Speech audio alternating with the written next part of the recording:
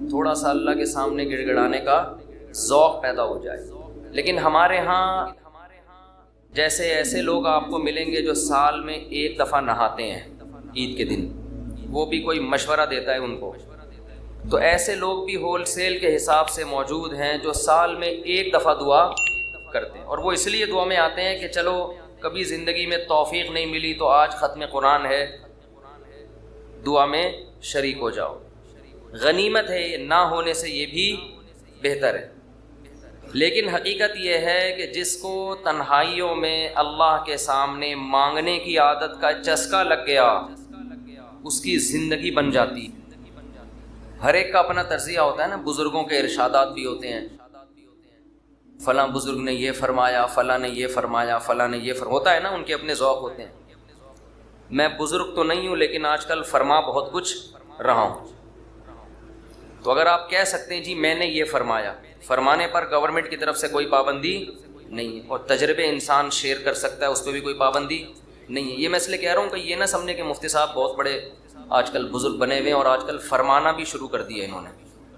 فرمودات ہوتے ہیں نا بزرگوں کے. ایک بات خوب اچھی طرح سمجھ لیں کہ دعا سے زیادہ مشکل عبادت میرے علم میں کوئی نہیں ہے. دنیا کا سب سے مشکل کام کیا ہے؟ دعا مانگ. اور دعا سے بڑی عبادت بھی کوئی, بولو نا بھائی, نہیں ہے. مشکل بھی اور سب سے بڑی. بڑی کا مطلب کیا ہے؟ اللہ کا قرب, اللہ سے تعلق, اللہ سے محبت, اللہ اور بندے کا لنک جتنا دعا کے ذریعے بنتا ہے. میرا اپنا تجربہ یہ ہے کہ اتنا کسی اور عبادت سے نہیں, حتیٰ کہ روزے, زکوٰۃ, نماز سے بھی نہیں بنتا. میرا تجربہ ہے, غلط بھی ہو سکتا ہے. ابھی میں نے ارشاد فرمانا بولا تھا نا, ارشاد فرمایا. فرمایا پر تو آپ تھکے ہوئے بھی ہیں, تھوڑا سا چٹکلے بھی سنا دیتا ہوں. فرمایا پہ بہت دفعہ ایک لطیفہ سنا چکا ہوں, نئے نئے لوگ آ جاتے ہیں. ہمارے ایک دوست تبلیغی جماعت میں گئے, کوئی دیہاتی بھی ان کے ساتھ تھے. جب انہوں نے بیان شروع کیا کسی گاؤں میں, تو بیان میں کہنے لگے فرمایا جو آدمی نماز نہیں پڑھتا وہ ایسے ہے جیسے زنا کرنے والا. فرمایا جو آدمی نماز نہیں پڑھتا وہ ایسے جیسے قتل کرنے والا. فرمایا ایسے فرمایا کیا کہہ کے حدیثیں آ رہی ہیں. یہ صاحب کہتے ہیں میں نے سوچا کہ یار یہ حدیثیں آج میں پہلی مرتبہ سن رہا ہوں. فرمایا ہم نے تو کبھی نہیں سنا کہ نبی نے ایسے فرمایا. کہہ رہے میں نے بیان کے بعد اس کو پکڑ لیا کہ یار آج تو نے اتنا کچھ کہا کہ فرمایا. ہم جب کہتے ہیں فرمایا تو مراد نبی نے فرمایا نا. تو یار یہ جو اتنی ساری حدیثیں تو سنا رہا ہے کہ جو نماز نہیں پڑھتا ایسے جیسے قتل کیا, جو نماز نہیں پڑھتا ایسے جیسے زنا کیا, تو کس نے یہ فرمایا؟ کہہ رہے ہم نے فرمایا. کیا کہہ رہے؟ ہم نے فرمایا. ہم نے کہا بھائی یہ تیرے فرمودات کے لیے لوگ یہاں نہیں بیٹھ, کچھ بھی فرما دے تو. لیکن جیسے اس نے کچھ بھی فرما دیا, گورنمنٹ کی طرف سے فرمانے پر پابندی نہیں ہے, لیکن اس نے تو ویسے ہی فرما دیا نا. لیکن میں جو کچھ فرما رہا ہوں اس کے پیچھے ایک تجربہ ہے, ایک لاجک ہے, ایک دلیل ہے, ایسے ہی ہوائی بات نہیں ہے. سب سے زیادہ انسان کو اللہ کے قریب کرنے والی عبادت دعا. سب سے مشکل عبادت بھی کون سی ہے؟ بولو, دعا. آپ کہیں گے یار یہ کہاں سے مشکل ہو, روزہ کتنا مشکل ہے, صبح سحری میں اٹھو, سارا دن جو ہے وہ نہ کھاؤ نہ پیو. بہت سے لوگ کہتے ہیں روزے میں اللہ صرف ایک گھونٹ چائے کی اجازت دے دیتا نا. صبح جب سحری کے بعد فجر پڑھ کے 1 گھنٹہ سو کے جب اٹھتے ہیں تو ایسا لگتا ہے جیسے قبر سے کسی مردے کو اکھاڑا جا رہا ہے. عجیب سی حالت ہوتی ہے نا اس وقت.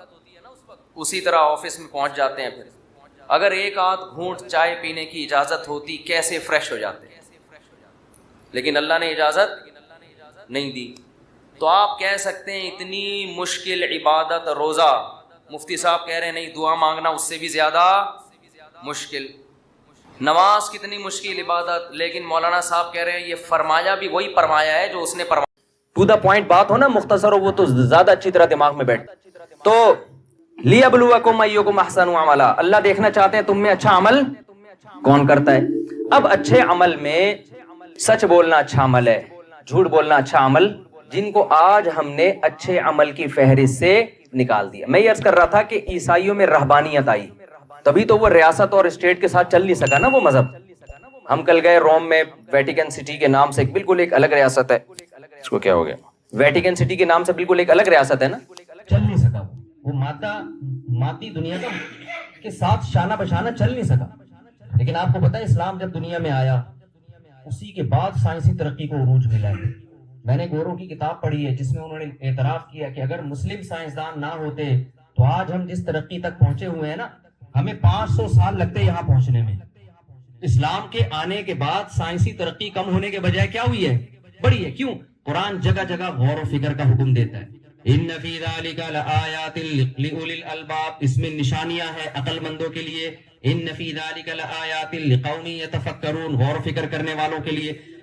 ہوتا یہ ہے کہ جو باطل مذہب ہوتا ہے وہ آپ کو غور و فکر سے ہٹاتا ہے، وہ آپ کو کہتا ہے بس تمہارے باپ دادا نے جو کہہ دیا سر جھکا کے سنتے چلے جاؤ۔ اسلام جب آیا تو اسلام انہیں بار بار غور و فکر کرنے کی اپیل کر رہا ہے۔ الہم ارجل یمشون بہا، جن بتوں کے سامنے تم جھکتے ہو کیا ان کے پاؤں ہیں جس سے یہ چل سکتے ہیں؟ ام لہم اعین یبصرون بہا، کیا ان کی آنکھیں ہیں جن سے یہ دیکھ سکتے ہیں؟ ام لہم آذان یسمعون بہا، بتاؤ کیا ان کے کان ہیں جن سے یہ سن سکتے ہیں؟ تو کچھ بھی نہیں کر سکتے یہ، تو پھر کیوں ان کو تم خدا بنا کے بیٹھے ہو؟ یہ ساری عقل کو اپیل کرنے والی باتیں ہیں نا، ساری باتیں عقل کو اپیل کرتی ہیں۔ وَإِنَّ لَكُمْ فِي الْأَنْعَامِ لَعِبْرَةً نُسْقِيكُم مِّمَّا فِي بُطُونِهِ مِن بَيْنِ فَرْثٍ وَدَمٍ لَبَنًا خَالِصًا سَائِغًا لِّلشَّارِبِينَ۔ اللہ نے غور کرنے کا حکم دیا، دیکھو سوکھا چارہ اس جانور کو کھلاتے ہو، کیسا چکنا گاڑھا دودھ نکلتا ہے۔ کیا یہ فیکٹری آٹومیٹیکلی خود بخود وجود میں آ گئی ہے؟ آپ اس سوکھے چارے کو لے جائے جاپان کے سائنسدانوں کے پاس کہ یار ایک تیل کا قطرہ، چکنائی کا قطرہ نکال کے دکھا دو، کہیں گے بھائی اب تک ایسی مشین جاپان نے بھی ایجاد نہیں کی ہے۔ اللہ کہتے ہیں میں تو صدیوں پہلے ایجاد کر چکا ہوں۔ کمال کی بات ہے جو کام اب تک جاپان کے سائنسدان نہیں کر سکے، اس مشین کے بارے میں کہا جاتا ہے یہ خود بخود وجود میں آ گئی ہے۔ اس مشین کے بارے میں جس کو گائے بھینس کہتے ہیں، یہ کیسے ہو سکتا ہے بھائی؟ جو کام اب تک بڑے بڑے سائنسدان جو مشین نہیں بنا سکے، وہ مشین آٹومیٹیکلی کیسے خود بخود وجود میں آ گئی؟ تو اللہ نے ہمیں کیوں بنایا میرے بھائی؟ یہ بات دماغ میں رہے گی آپ لوگوں کے۔ اللہ نے ہمیں اٹلی میں پیسہ کمانے کے لیے پیدا نہیں کیا، یہ ہماری ضرورت ہے، یہ ہمارا مقصد نہیں ہے۔ کمائیں آپ ضرور، لیکن یہ ہمارا ہدف نہیں ہے۔ یہ تو بہت بڑے بڑے لوگ آئے، کھا پی کے چلے گئے دنیا سے، ہم بھی چلے جائیں گے، مر جائیں گے۔ بہت آئے، جب جائے نا قبرستان میں جا کے دیکھا کریں، بہت لوگ آئے اور 50 سال کے بعد ہم میں سے کوئی بھی اوپر بیٹھا ہوا نہیں ہوگا، سارے لیٹے ہوئے ہوں گے۔ بستر پہ لیٹے ہوئے بھی ہوتے ہیں نا، غنیمت کی بات ہے، زمین کے نیچے لیٹے ہوئے ہوں گے۔ آپ سمجھ نہیں پا رہے بات کو، میرا خیال ہے آپ بڑے خوشی سے یوں کر رہے ہیں، ماشاءاللہ لیٹے ہوئے ہوں گے، آرام کر رہے ہوں گے۔ سارے ہم کہاں لیٹے ہوئے ہوں گے؟ زمین کے نیچے۔ تو تھوڑا سا ہمیں غور و فکر کرنا ہے۔ دیکھو ہمارے ذمہ دو کام ہیں، ایک ہم نے خود بھی دین پہ چلنا ہے، اور میں بار بار کہہ رہا ہوں دین آپ سے دنیا چھڑواتا نہیں ہے، اس دنیا کے اندر رہ کر آپ اپنے عمل کو اچھا کر لو، دھوکہ نہ دو، ملکی قوانین کو فالو کرو، ملکی قوانین کے خلاف نہیں چلو۔ جب آپ یہاں آئے ہو، آپ نے یہاں کی گورنمنٹ سے ایک ایگریمنٹ کیا ہے تو آپ شرعاً پابند ہیں اس ایگریمنٹ کے۔ ہمارے نبی صلی اللہ علیہ وسلم نے معاہدوں کی کیسی زبردست پابندی کی ہے۔ صلح حدیبیہ میں آپ صلی اللہ علیہ وسلم کا مشرکین سے معاہدہ ہوا کہ جو یہاں سے مسلمان ہو کے مشرکین کے پاس جائے گا، مشرکین اس کو واپس نہیں کریں گے۔ لیکن مکہ میں کسی نے اسلام قبول کیا اور پناہ کے لیے مدینہ آیا تو مدینہ والے اسے پکڑ کے مکہ والوں کے حوالے کر دیں گے۔ بظاہر یہ بہت عجیب سی بات ہے یا نہیں ہے؟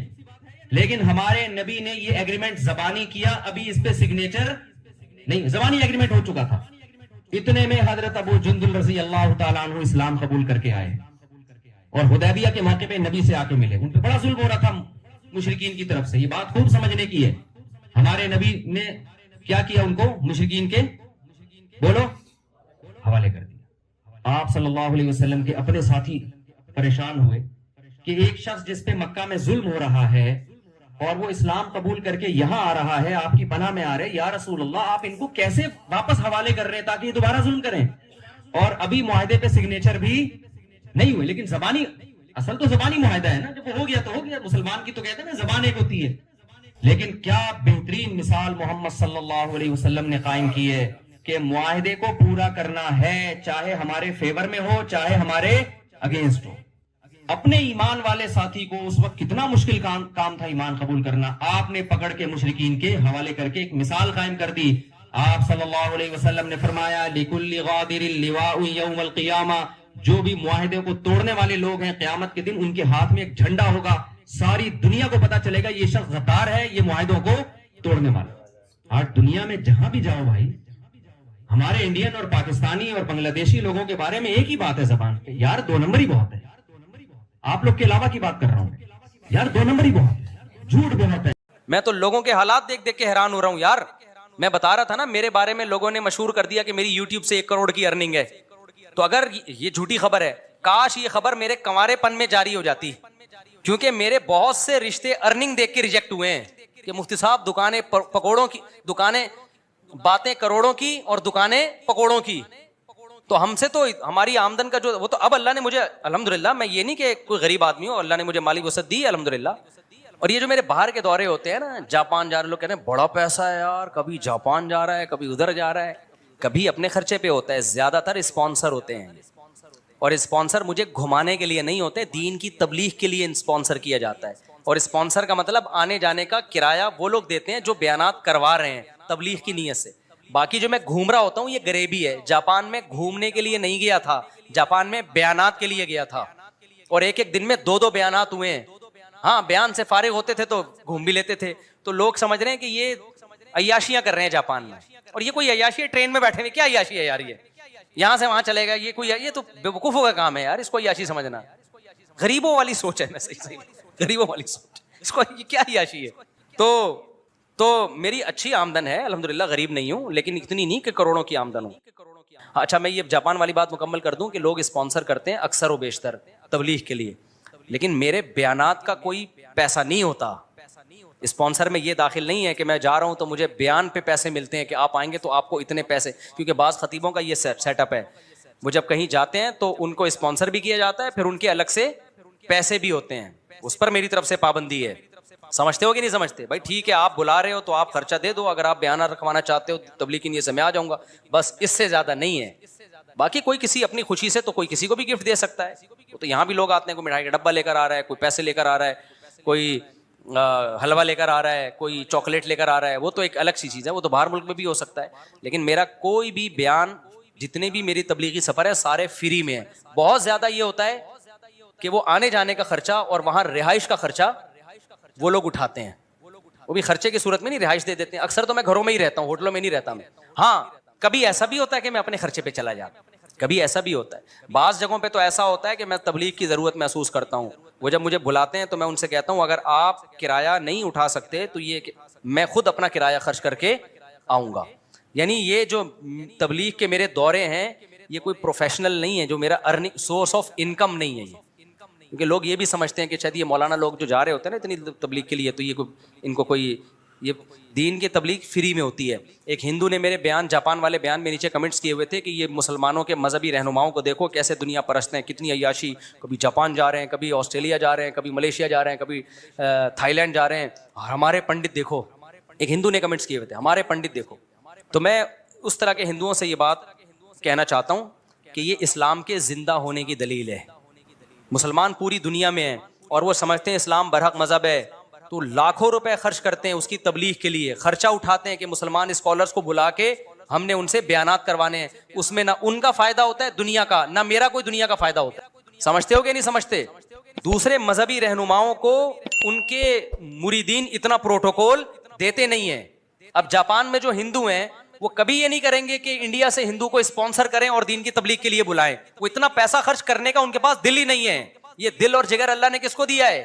یہ مسلمانوں کو دیا ہے. تو یہ اسلام کے زندہ ہونے کی دلیل ہے. یہ نہیں آئی میرا خیال ہے بات.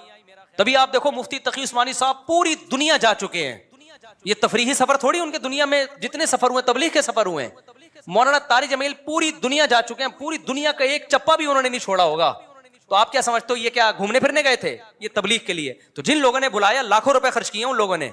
حضرت مفتی تقی عثمانی صاحب پہ بھی، میرے پر بھی خرچ کرتے ہیں. تبلیغ یہ میرے پہ نہیں ہو رہے، یہ کس پہ ہو رہے ہیں؟ یہ اسلام پہ خرچ ہو رہا ہے. تو کسی اور مذہب کے حاملین میں اتنا جگر ہی نہیں ہے کہ وہ اپنے مذہب کی تبلیغ پہ اتنے روپے خرچ کریں. یہ مسلمانوں کو اللہ نے جگر دیا ہے، اور تھوڑے تھوڑے تاجر بھی ٹھیک ٹھاک خرچہ کر رہے ہوتے ہیں. سمجھ میں آ رہی ہے کہ نہیں آ رہی ہے؟ تو بھائی یہ اسلام کے زندہ ہونے کی دلیل ہے کہ مسلم میں جب عالم بن رہا تھا تو میں آپ کو بتاؤں مجھے لوگوں نے تانا دیا کہ ملا کی دوڑ مسجد تک، اور میرا بھی یہی خیال تھا کہ میں مسجد اور گھر کے علاوہ کہیں بھی نہیں جا سکتا. جاپان کا تو میں نے خواب بھی نہیں دیکھا تھا.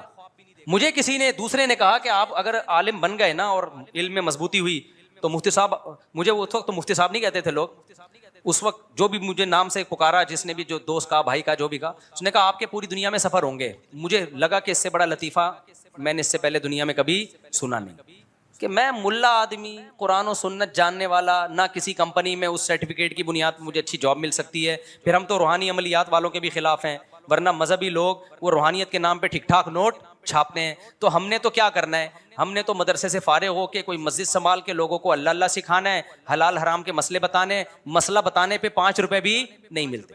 یہاں جو ہمارے پاس مسائل آتے ہیں نا، لوگ سوال دے کے جاتے ہیں، ایک ایک مسئلے پہ 3 4 دن بعض دفعہ تحقیق پہ لگ جاتے ہیں. جواب لکھا، ٹھپا لگا کے اس کو دیا، اس کا مسئلہ حل ہو گیا. ایسا اتنا بھی نہیں کہ کوئی 5 روپے نکال کے دے دے، اور دینا بھی نہیں ہے. میں کوئی یہ نہیں، آر نہیں دلا رہا کہ آپ دینا شروع کر دیں. یہ سارے کام علماء کس میں کر رہے ہوتے ہیں؟ فری میں. تو ہم دیکھ رہے تھے اپنے علماء کو بھی، اپنے اکابر کو بھی. تو ہمارا خیال تھا یہی ہوگا بھائی، دین کی خدمت ہوگی، پیسہ بالکل بھی نہیں آئے گا. ٹریولنگ کا تو سوال ہی پیدا نہیں ہوتا. ہمیں کوئی کیوں بلائے گا دنیا میں کسی کنٹری میں بھائی؟ تو ہم تو کشتیاں جلا کے آئے تھے. میرے والد صاحب پوری دنیا میں ٹریولنگ کی ہے میرے والد صاحب نے، کیونکہ پاکستان نیوی میں تھے. میں بھی پاکستان نیوی میں جا رہا تھا. نیوی میں جانے سے میرا بڑا مقصد یہ تھا پوری دنیا گھوم سکوں میں. مجھے اتنا شوق تھا دنیا. آرمی کو میں منتخب نہیں کر رہا تھا، میں کس کو منتخب کر رہا تھا؟ نیوی کو. کیونکہ میں جب کارساز سے گزرتا تھا لکھا ہوتا تھا join the navy and see the world. یہ جملہ مجھے بہت اٹریکٹ کرتا تھا.